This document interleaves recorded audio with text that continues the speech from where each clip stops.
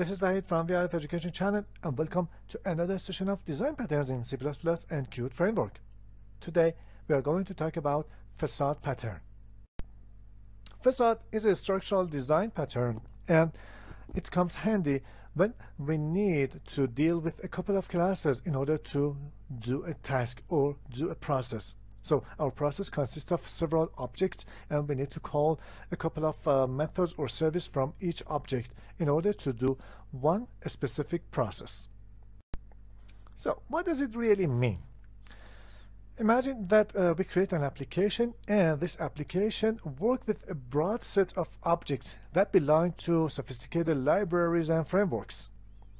So we have a couple of subsystems, and we need to deal with these subsystems in order to do our task in our application. So we need to initialize all those objects, keep track of dependencies, execute methods in a correct order, and some other stuff like this. As a result, the business logic of these classes would become tightly coupled to the implementation details of third-party classes, and making it hard to comprehend and maintain. So what's the solution? We need to create a facade class. We can make use of facade class in two different ways.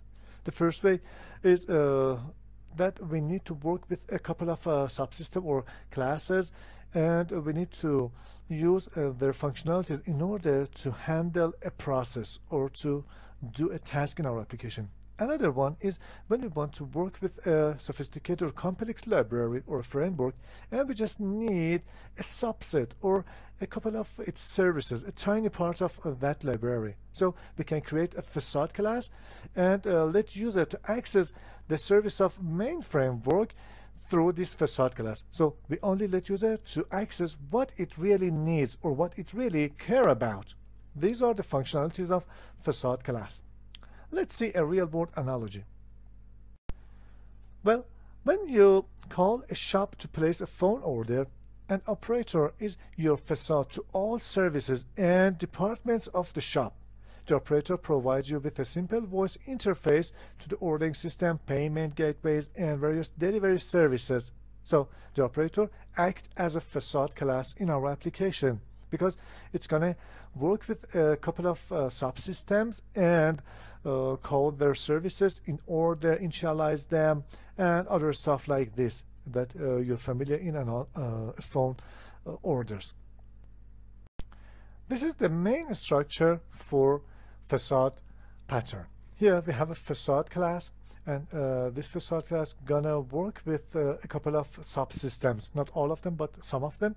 And we need to know that these subclasses are not aware of facade existence. So facade is completely independent, and the subsystems can work as they did before, but now we want to access them through a facade class. And also we can create additional facade. We are not supposed to add all the things that we want to do inside a single facade. So we can create different facades, and also in each facade we can use the other facades. It's based on your business logics, but we can separate them in different and individual facade classes. So let's go to Qt Creator and create a very simple sample to see how facade pattern gonna help us to work with different systems in our codes. If you are new to this tutorial, I should tell you that I create a Qt widget application and push it to my GitHub repository, so you can download it and work with the codes on your local machine.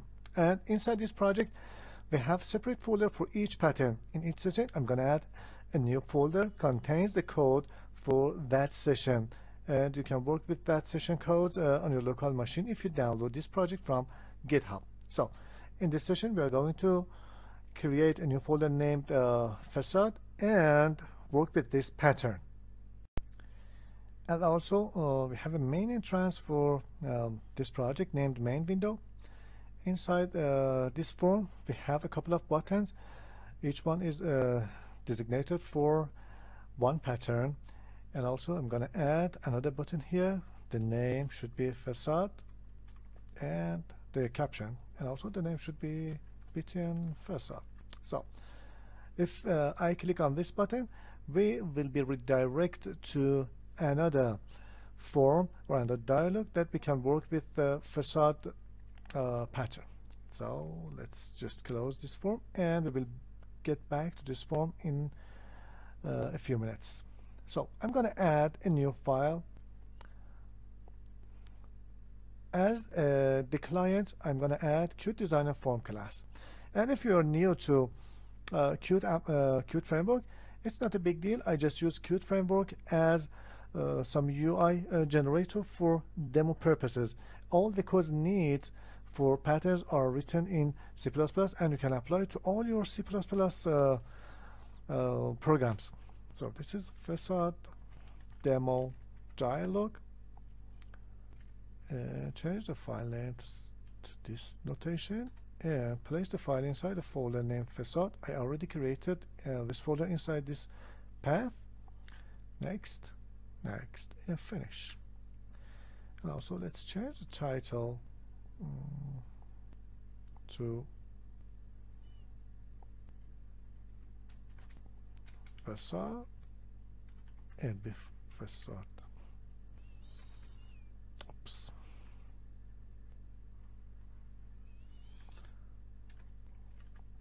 And also let's add the code to this button. Create an instance of facade demo dialog. The name is DLG, and I'm just call exec method of this dialog. Exec. That's it. So we don't need to make any change to this form. And here let's do what?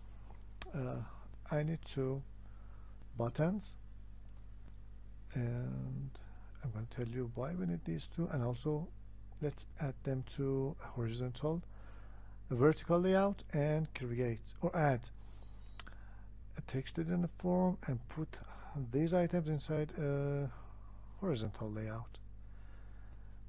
I'm gonna change it to a start. In this sample, I'm gonna create a system, a mechanical system that contains different parts. For example, cooling system, electrician system, for example, engine. And if I want to start or turn on the system, I need to start the cooling system or open the water gate, inject some oil into the engine, start the engine, and start the rotator. These steps should be passed in order to system being turned on. So turn on, and this one is close. So we can close this form and go back to the main form, and this is what's this is txt console, and that's it. Let's connect the click slot to reject click signal to reject a slot of the dialog, and also let's create a click handler for this push button. It seems that I forgot to change the name. Button turn on. Let's also delete this part and add them one more. Okay, that's it. Now we need to add a couple of classes. Each is responsible for a part of our system, or each class is somehow related to a subsystem of my main system. The first one I'm going to use C++ class is, for example, what cooling system. Let's change the class name. Okay, that's it. The next one is engine itself. Engine.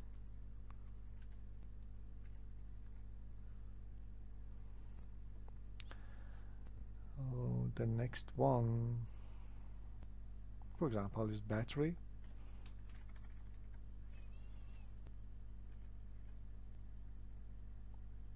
And that's it. We need to pass 3 different steps in order to turn the system on.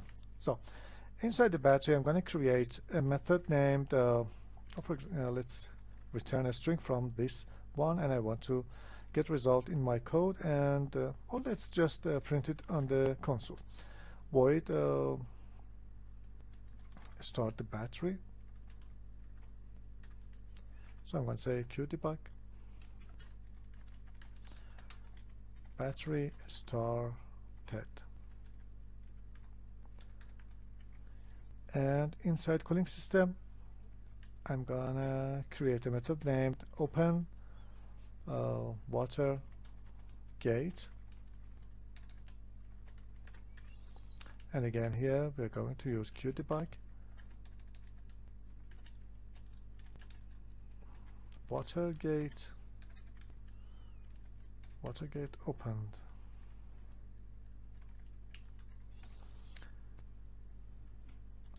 Let's include qdebug here, and also here we need to include qdebug. And then inside the engine, we have a method named void start. So qdebug engine started. So that's it, and let's add header file here. Now let's go back to our main or client code. Here, when I want to turn on a system, I need to create different instance of objects, classes. First of all, I need to work with cooling system. Cooling,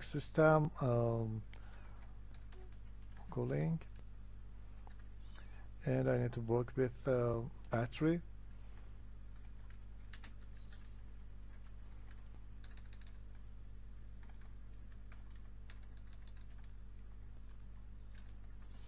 And also we have engine. Let's bring the header file for all of them. And we need to make a couple of checks here. For example, first I'm gonna call cooling.openWaterGate, and we need to check it should return a value that if it's true, I can go on the next step. For example, if something like this, if cooling dot is opened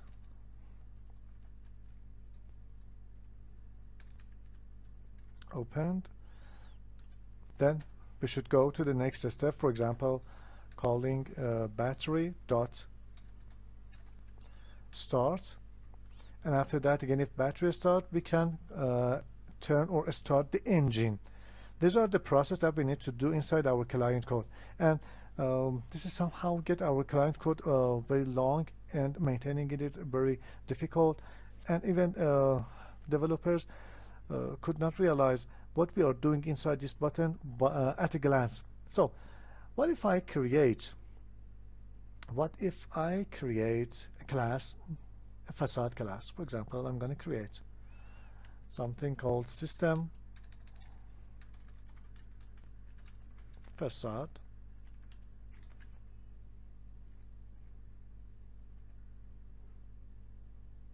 Finished. And also let's do a couple of things. First, I'm gonna change this name to start with the smallest, and I'm gonna return a boolean. So return by default true, and also for this one I'm gonna change it to boolean and return true by default. And also for engine, change it to bool and return true from this one. So inside demo dialog, I'm going to cut all these codes, and here I'm going to declare a method named turn on with the result with the return type set to boolean. Now I'm going to do all the logics or all the steps that we need to turn on the system inside this method. And also let's cut all these codes. all these ones from here and paste them here. Okay. Inside turn on, I'm going to create a couple of methods. For example, I'm going to say auto is gate opened equal to the result of this method, and if not is gate open, then return false. So it means that something went wrong during the process. If after that, let's see, what does it mean? Variable incomplete type void.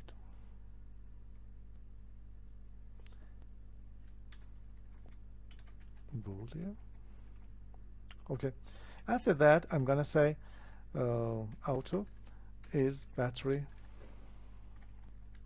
started, and this time I'm gonna call a start method from battery class, and again if is if not is battery started, again return false. And after that, I'm going to start the engine. Auto is engine started. It's equal to engine dot start. And again here we need to do some checks. If engine is started, if not, if engine is started, then return false. And finally return true. So I think I forgot to change the return type here. Okay, that's it. Now inside the client, we just need to create an instance of facade or system facade class, system facade, and I'm going to call it system. Bring header file and call auto is turned on equal to system dot turn on. If is turned on, then print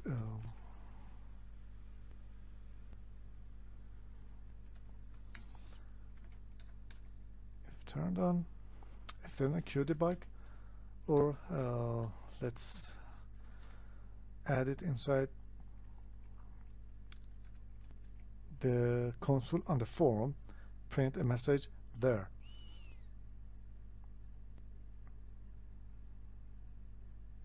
Let's compile the application and see. Okay, everything is just fine, and I'm gonna say UI dot text the console dot set text engine system turned on. Okay. And if it's not turned on, else we can say let's copy this line and paste it here and say something went wrong. Now let's run the application to see what we have. So the code is much more readable for developers. We can see we have a facade here, so we know that we are going to work with some subsystems, and we call turn on. So we were supposed to turn on the system, and we know that we are going to do a couple of steps, and then here we check if the system is turned on or not. Let's go to facade dialog, and if I call turn on, you can see water gate opened, battery started, engine started, and here we have system turned on message on console. And also it has a couple of errors. So now what if I just inside battery return false?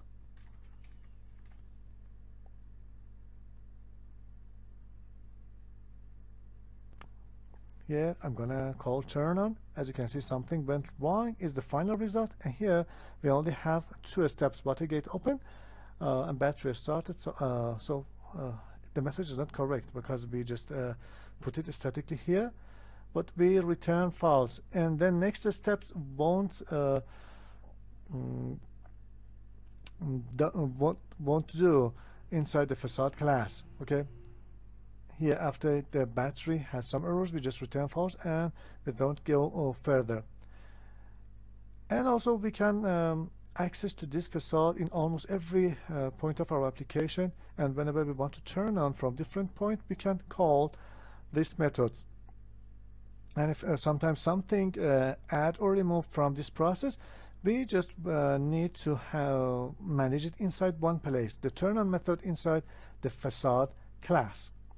And also you can change the return type of this method into Boolean and create a couple of Boolean related to each step and return it. So inside the client code, we can realize that what is the error is in fact. So that's it. I hope you enjoy the content of this session and make use of facade class in your code in order to make it much readable for end users or other developers. Till next session and another design pattern. Goodbye.